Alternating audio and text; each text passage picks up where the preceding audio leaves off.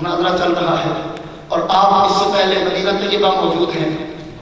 نبی کریم صلی اللہ علیہ وسلم کہتے حاجی امداد اللہ صاحب نے کہا تھا کہ آپ مدینہ چھوڑیے اور وہاں جائیے. میں نے کہا حاجی امداد اللہ بہت اچھے بزرگ تھے مگر میرے مہر علی کا مقام نہ گھٹا. مہر علی کو حاجی صاحب نے بعد میں کہا ہوگا, مدینے والے نے پہلے فرمایا.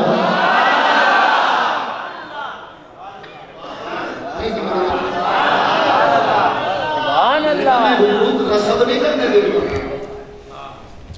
ڈاکہ نہیں لاتے دوں. تیرا تو ویسے بھی پتہ نہیں ہے, ہر 2 سال بعد تیرا نام ہی تبدیل ہوتا ہے. جیسے بچہ پیدا ہوتا ہے, کوئی ببلو کہتا ہے, کوئی شمشو کہتا ہے, پھر کچھ عرصے بعد وہ کچھ ہو جاتا ہے, پمپی ہو جاتا ہے, ٹونی ہو جاتا ہے. ایسے ہی ہوتا ہے نا. تو کبھی جماعت اہل سنت, کبھی سپاہی صاحب, تو کبھی برا. ایک جگہ ٹھہر تو صحیح, ہم بات کریں گے اس بات. اتنے تو فلمی ایکٹریس نام نہیں بدلتی اور اتنی سالگرہ نہیں کرتی جتنے تو کرتا ہے. ادھر دیکھیں میری طرف. 26 اگست سن 1900 جب مناظرے کا سٹیج لگا نا, توجہ میری طرف. آپ نے قلم نکالا, ڈبونے والے پارکر بنتی تھی, ڈبونے والے ڈبو کے لکھا کرتے تھے. نبے ہوتے تھے, پین نہیں ہوتے تھے جن میں سیاہی بھری جاتا. آپ ہی جانتے ہیں اس وقت نب ہوتی تھی, لگا کے لکھا کرتے تھے. آپ نے نب نکالی اور رکھ دی.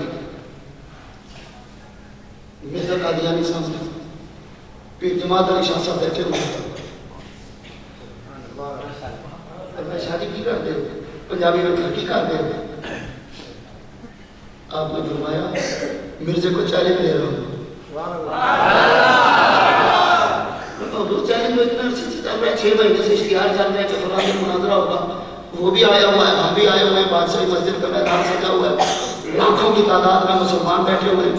اور 4 دن پہلے خیمے لگا دیے مسلمانوں نے کہ دیکھیں گے علی کا بیٹا مہر علی کرتا کیا ہے. مہر علی کے پاس کتنی طاقت ہے تو بہت سے علی کے پاس کتنی طاقت ہے. ادھر دیکھنا میرے کو پارکر ڈبو کے سفید وائٹ پیپر پہ رکھ دیا. فرمایا مرزا تو بھی ڈبو کر. اس نے کہا حضور مناظرہ. فرمایا نہیں, پہلے علماء سے مناظرہ تھا, اب علی کے خون سے مناظرہ ہے. ادھر دیکھنا, شاہ جی نے ایسے کو نہیں ماری, کی کر دے ہو, یہ کیا کر رہے ہیں آپ, اس طرح مناظرہ. فرمایا نہیں, میں مرزے سے کہتا ہوں ہاتھ نہ لگائے قلم کو, حکم دے قلم کو. میں بھی حکم دیتا ہوں, میرے نبی کا کلمہ لکھے گا. اگر مرزا سچا ہے تو قلم اٹھے اس کا, جناب کلمہ لکھے گا. شاہ جی نے کہا کیا کر رہے ہو. فرمایا میں نہیں کر رہا, کرنے والے کر رہے ہیں, میں تو بیان کر رہا ہوں.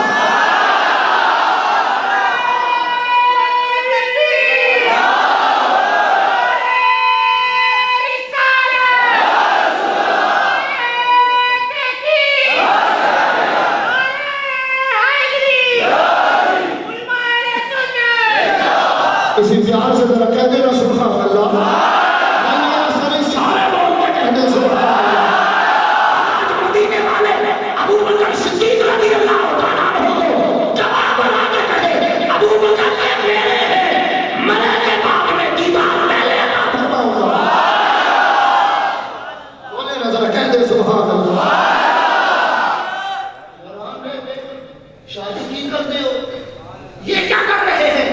فرمایا شہری کا وقت تھا اور ویٹ تھا مناظرے کا میرے مائنڈ پہ, بوجھ تھا, اور جناب نے اپنے حوالے لگا رہا تھا, کتابیں کھول کے صفحے لگا رہا تھا, حوالے نوٹ کر رہا تھا, تہجد کا وقت تھا. ذرا سینہ سنبھالنا, میں پیر میرے علی شاہ کی بات سناؤں آپ کو. فرمایا میں مصلی پہ بیٹھ کے بخاری میں حوالے, مسلم میں حوالے, زرقانی میں حوالے, اور جناب صاحب میں حوالے, تفاسیر میں حوالے لگا رہا تھا.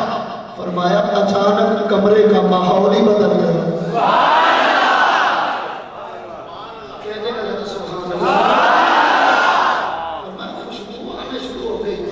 مگر میں تو بزی تھا کتابوں کے اور تفسیریں دیکھ رہا تھا, تو پھر ایسی سبحانی آواز آئی. فرمایا میرے لیے ذرا والدہا والی کتاب بھی پڑھ کے دیکھ.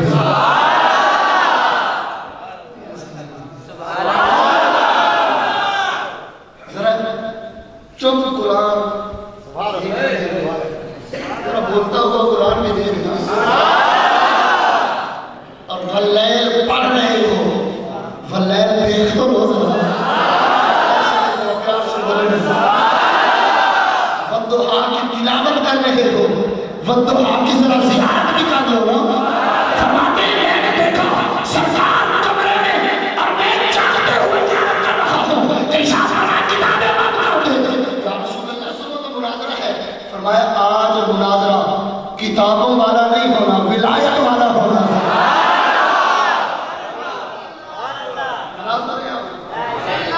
نہیں ایسے دیکھا رب بول کے کہیے نا سبحان اللہ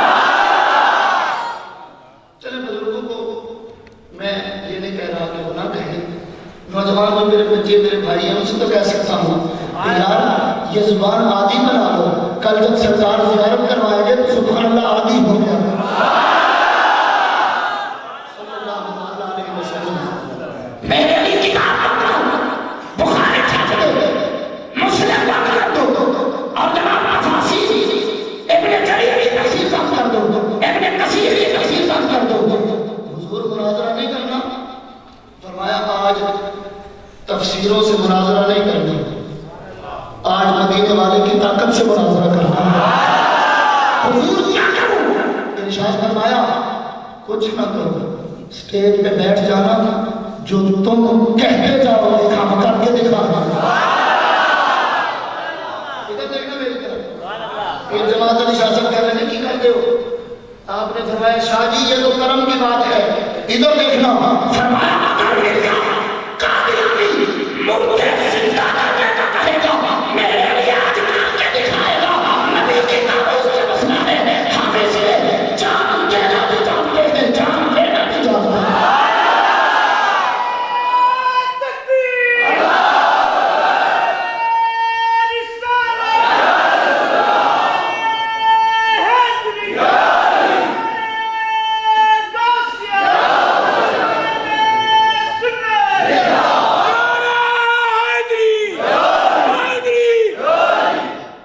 پیار سے کہتے نا سبحان اللہ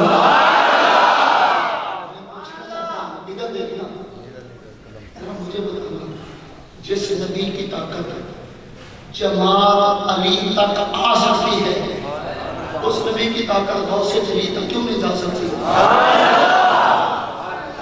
نہیں سمجھ آئی ہم وجود دکھاتے ہیں تو نے مائی کا دودھ پیا ہے تو سلب دکھا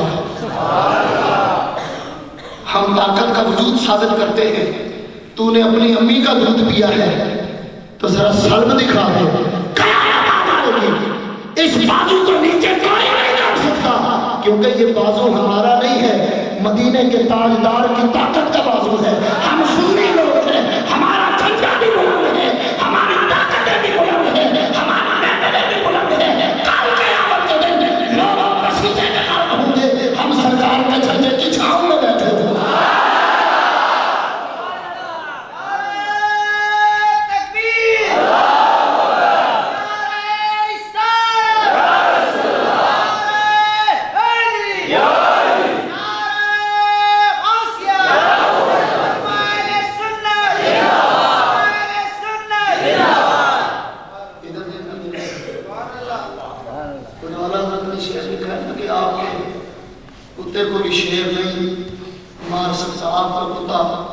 شیر میں بھاری ہے تو کہتے ہیں یہ کیسے ہو سکتا ہے شیر پہ بھاری بھاری تو شیر ہو سکتا ہے تیرے جیسا ہو سکتا ہے قبض کا مریض ہو ادھر کان لگا ہو نبی کی دشمنی لگی ہو اس سے بڑا مرض کیا ہو سکتا ہے تیرے جیسا ہو نبی کریم صلی اللہ علیہ وسلم آپ کے صحابہ کرام جہاد پہ جا رہے ہیں ایک صحابی پیچھے رہ گئے شیر منہ پھاڑ کے آ گیا یوں کر کے کھڑے ہوئے کدھر آئے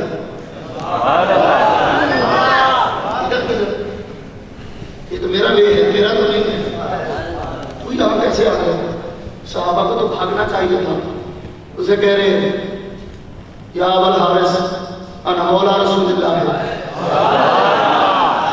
شیر ذرا سکون نہ رہے میں سرکار کا نوکر ہوں اتنی پنجابی تو آپ کو آتی ہوگی ذرا اپنی جگہ پہ رہنا، میں سرکار کا نوکر ہوں. اچھا شیر نے بھی میرا خیال ہے انٹرویو کیا ہوگا، انٹرویو زبان سرکار کا نام بھی جانتا ہے، سارا ہی آواز بھی سمجھتا ہے. میں بھی جنگل کا شیر ایمان سے بتانا، اگر درود نہ پڑھتا تو سرکار کی عزت نہ کرتا، کیونکہ جو درود پڑھتے ہیں وہی عزت کرتے ہیں. جو درود پہ فتوے لگاتے ہیں انہیں عزت کرنا نہیں آتا.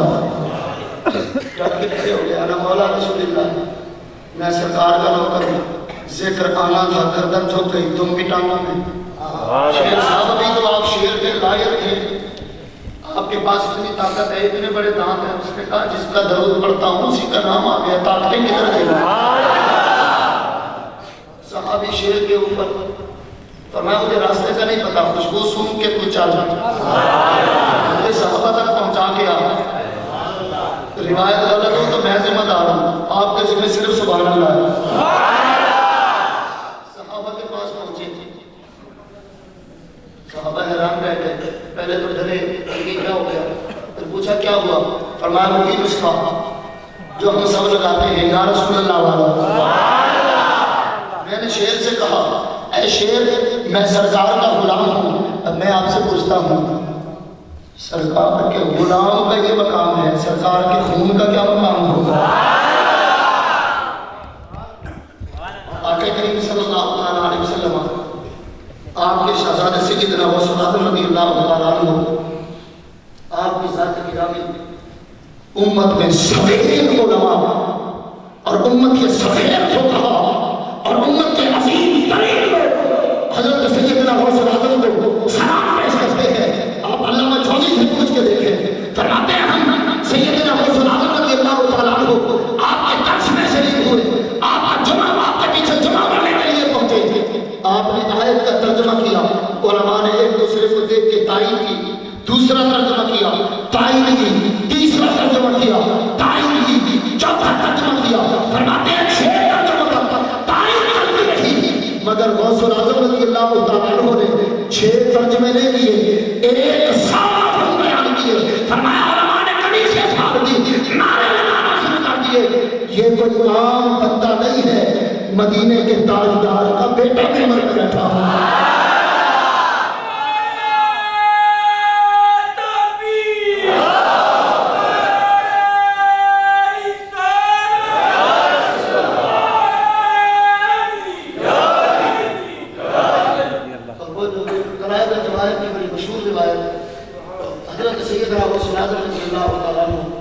آپ اپنی مسند پہ بیٹھے ہیں، آپ اپنے مسند پہ بیٹھ کر بچوں کو پڑھا رہے ہیں.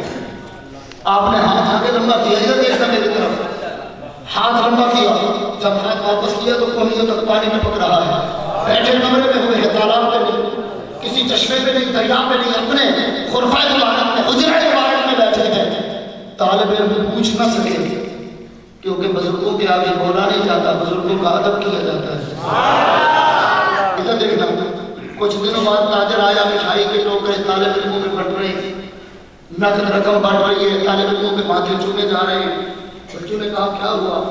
کہنے لگا فلاں دن تھا اور گرم مسالے کا جہاز ڈوبنے لگا تھا اور میں نے وہیں سے اپنے مرشد کو پکارا اور کہا یا غوث اعظم. تو انہوں نے کہا کیا ہوا؟ کہا جہاز کے نیچے سے ہاتھ آیا، جہاز کو اٹھایا اور کنارے رکھ دیا، طوفان سے بچ گئے، مال بھی بچ گیا، جان بھی بچ گئی. کہتے ہیں میں نے کہا سورہ نمل شریف کو نکالو قرآن پاک سے. حضرت عاصم بن برقیہ وہیں کھڑے کھڑے اگر تخت لا سکتے ہیں تو سیدنا رسول اللہ بیٹھے بیٹھے جہاز کیوں نہیں لا سکتے؟ قرآن اسی لیے تو ایگزامپل دے رہا ہے، قرآن اسی لیے تو مسائل قائم کر رہا ہے، علوم الباب کو قرآن کریم دعوت فکر دے رہا ہے اور قرآن کہہ رہا ہے ان سے جڑ کے رہا کرو، جدا نہ ہوا کرو. یہ خود بھی نہیں ڈوبتے، اپنوں کو ڈوبنے دیتے بھی نہیں ہے. جب ڈوبنے کی باری آتی ہے تیرانے والے نبی کا ذکر چھوڑ دیتے ہیں،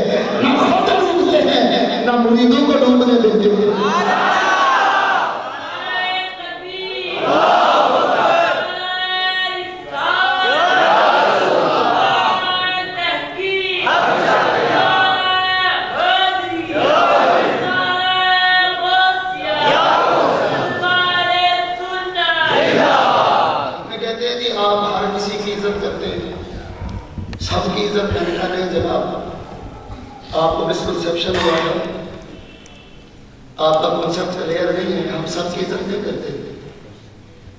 میں نے کہا اگر سب کی عزت کرتے تو آپ کی نہ کرتے. نہیں سمجھ آئے, ہم سب کی عزت نہیں کرتے, اگر سب کی کرتے تو آپ کی بھی کرتے. آپ کی محمد کرتے ہیں, غوث العظم کی عزت کرتے ہیں, آپ کی مذمت کرتے ہیں, اعلیٰ حضرت کی عزت کرتے ہیں. نہیں سمجھ آئے, کہتے ہیں آپ کا فارمولہ کیا ہے, آپ کس کی عزت کرتے ہیں؟ میں نے کہا جو ہمارے نبی کی عزت کرتا ہے ہم اسی کی عزت کرتے ہیں صلی اللہ علیہ وسلم. فارمولہ یہ ہے, تم نبی کے بن جاؤ. یہ زائرین حریم مغرب ہزار رہبر بنے ہمارے, ہمیں بھلا ان سے واسطہ کیا جو تجھ سے ناآشنا رہے ہیں. کہتے ہیں نبی کی عزت کرنے سے فائدہ کیا ہوتا ہے؟ میں نے کہا سورہ حدید اٹھا کے دیکھ, تیرے سر سے لوہے کا ہتھوڑا نہ لگے تو. حدید لوہے کو نہیں کہتے, بولے نا. میں نے کہا سورہ حدید اٹھا کے دیکھ. کہتے کیا ہوا؟ میں نے کہا قرآن کریم خوش ہو کے ذکر کر رہا ہے, یوم تری المؤمنین والمؤمنات یسعی نورہم بین ایدیہم وبایمانہم بشراکم اليوم. ادھر دیکھنا, قرآن فرما رہا ہے محبوب اس دن کو تو یاد کیجئے جس دن مومنوں کا اور مومن عورتوں کا نور ان سے آگے دوڑے گا اور ان کی دائیں طرف دوڑے گا. ادھر دیکھنا میری طرف. مولا ہم تو نور کو مانتے نہیں ہیں, ہم تو نبی کے نور کو نہیں مانتے. نور کہتے ہیں ہم تو فتویٰ لگا دیتے ہیں, ہم تو لڑائی کرنے پہنچ جاتے ہیں, ہم تو فوراً مناظرے کی کیفیت بنا لیتے ہیں. ادھر دیکھنا میری طرف. فرمایا مناظرے بعد میں کرنا, پہلے میرے نبی کے نوکروں کی چند وقت تو دیکھ.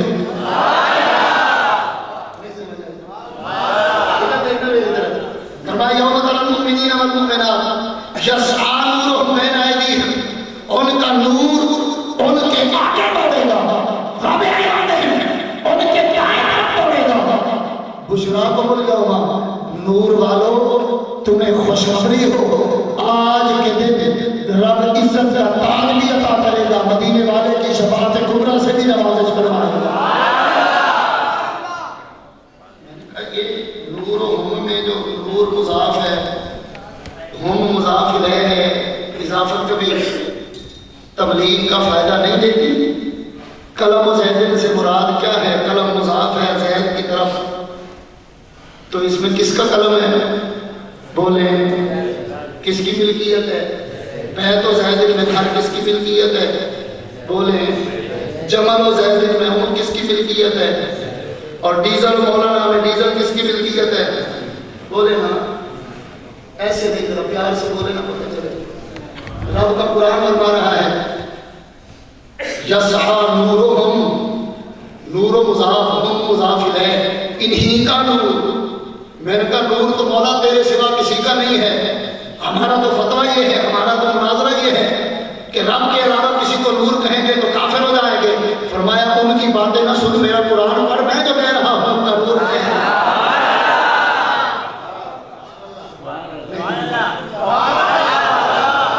کچھ سمجھ آ رہی ہے؟ قرآن کہتا ہے ان کا نور ہے. ایمان سے بتانا, کلمہ پڑھنے والوں کا نور ہے تو پڑھانے والا. اچھا کہنے لگے نہیں. میں نے کہا دیکھ ذرا, رب نے جملہ فعلیہ بنایا, پہلے یہ ساز رکھا ہے پھر نور رکھا ہے. جملہ فعلیہ ہے اور رکھا بھی مضارع. کہتے ہیں اس کا کیا ہوتا ہے؟ میں نے کہا تجھے مضارع نہیں ہوتا, تجدد پہ بھی دلالت کرتا ہے, استقرار پہ بھی دلالت کرتا ہے. ایسا حدوث لاتا ہے کہ وہ حدوث مستقل رہتا ہے, استقرار بھی رکھتا ہے, تجدد بھی رکھتا ہے. ادھر دیکھنا میری طرف. مطلب یہ ہے کہ یاسر کو زید کا مطلب کیا ہے؟ کہ مطلب یہ ہے کہ جناب زید مارنا رہتا ہے, زید کے اندر یہ طاقت موجود ہے کہ وہ مار لیتا ہے. قرآن کہہ رہا ہے یسعی نورہم, ان کا نور چلتا رہتا ہے, قبر کے اندر بھی ہوتا ہے, قبر کے باہر بھی ہوتا ہے, قیامت کے دن بھی ہوتا ہے, قیامت کے بعد بھی ہوتا ہے. نور رب کا ہے, چمکتا اولیاء کے سینے پر ہے, مومنین کے سینے پر. ادھر دیکھنا میری طرف. میں نے کہا مضارع تو مجھ سے پڑھتے, مضارع کی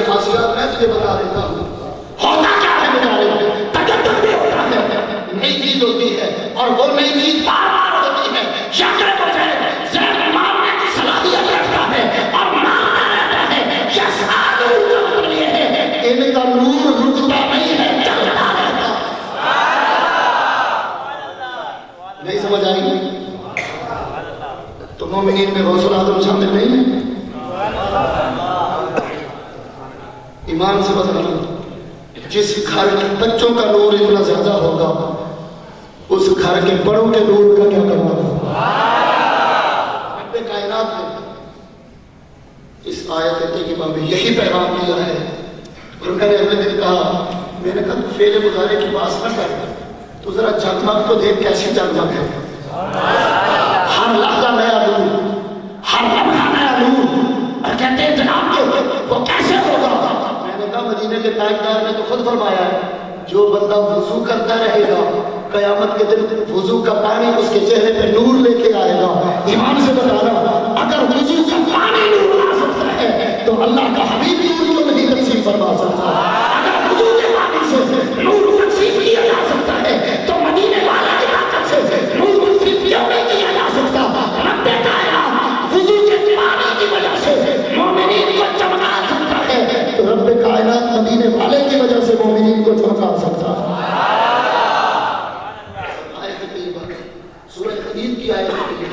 اسی بات کا اعلان کر رہی ہے کہ جو مومن ہوتے ہیں نور بھی ہوتا ہے، کمال بھی ہوتا ہے، طاقت بھی ہوتی ہے، مرتبہ بھی ہوتا ہے، اور اس سارے مرتبے پہ رب راضی بھی ہوتا ہے۔ اللہ کریم نے اس امت کی اولیاء پہ اتنا فضل فرمایا ہے، جو کام پچھلی امت کے انبیاء کے سبب تھا وہی کام اس امت کے اولیاء کے سبب فرما دیا ہے۔ اور ادھر دیکھنا، انبیاء کے پاس معجزے کی طاقت ہوتی تھی، اولیاء کے پاس کرامت کی طاقت ہے۔ طاقت کل بھی نبی کے پاس تھی، طاقت آج بھی نبی کے پاس ہے۔ فرق یہ ہے پہلے نبی کے ہاتھوں ظاہر ہوتی تھی، اب ولی کے ہاتھوں ظاہر ہو رہی ہے۔ کل بھی رب کا لنگر تھا، مدینے والے چلا رہے تھے، آج بھی رب کا لنگر ہے، مدینے والے چلا رہے ہیں۔ یہ اور بات ہے، کبھی 11ویں کے نام پہ بڑھتا ہے، کبھی میلاد کے نام پہ بڑھتا ہے۔ اللہ کریم سے دعا کرتا ہوں، مولا محفل بہت کو اپنی بارگاہ میں قبول کرنا۔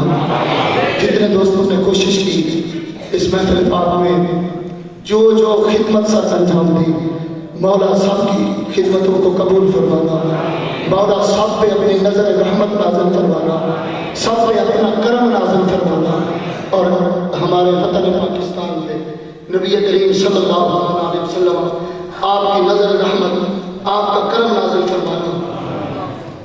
جناب بعد عقیدہ امام کے پیچھے تو نماز نہیں ہوتی، تو پھر امام اباد و اہل حدیث عقائد کے تو پھر ان کے پیچھے نمازیں پڑھنا کیسا ہے؟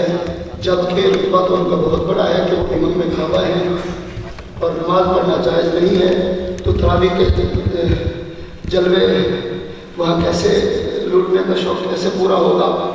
ایک بات، امام کعبہ کس نے کہا ہے؟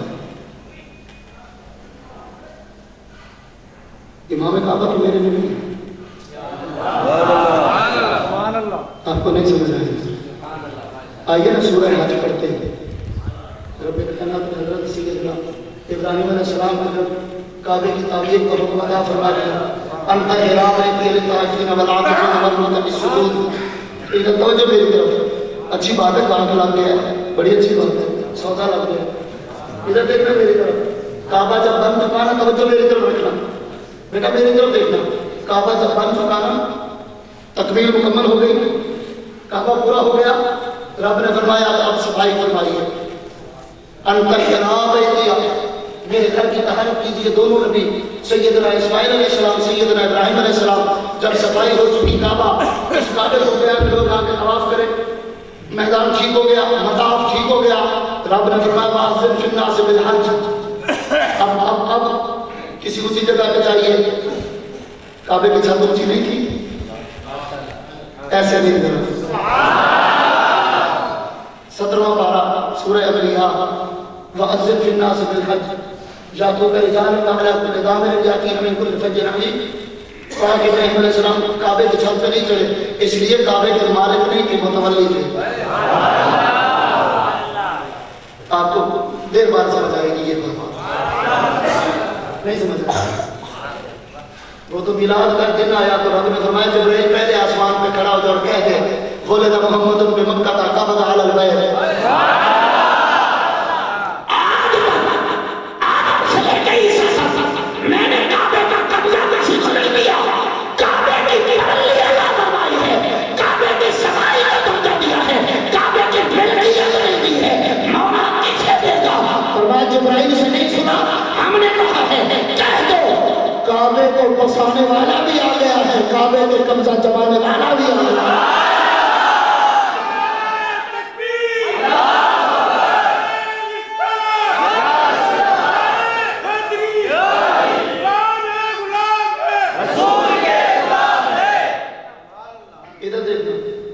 واصل فی نازل الحج ابو قبیس پہ چڑھے اور ان حجبی گھوڑوں نے ابو قبیس سے مسجد بلال کو اٹھایا، وہاں فہد بیٹھ کے محل میں بیٹھ کے شرابیں پیتا رہا۔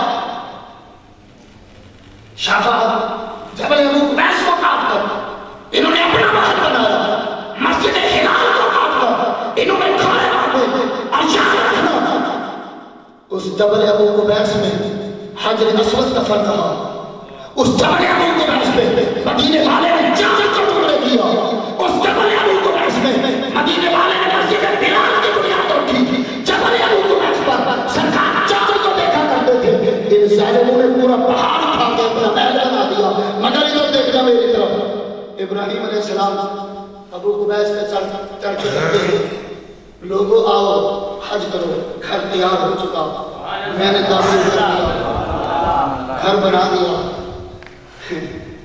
اور جب طہارت کا حکم آیا فرمایا سارے پتھر اٹھا کے پھینک دو، اس کو مقام ابراہیم والے کو بھی اٹھا کے پھینکنے لگے، فرمایا نہیں اس کو نہ پھینکو، مولا کیا کرے گا؟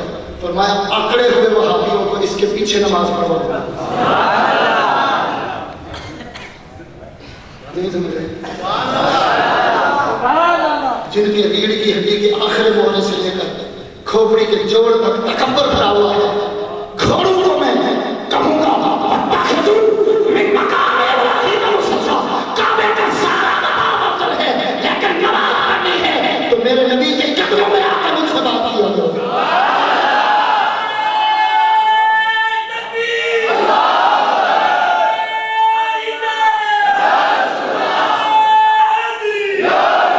اور جو میری طرف میں سوال کا جواب دے بیٹا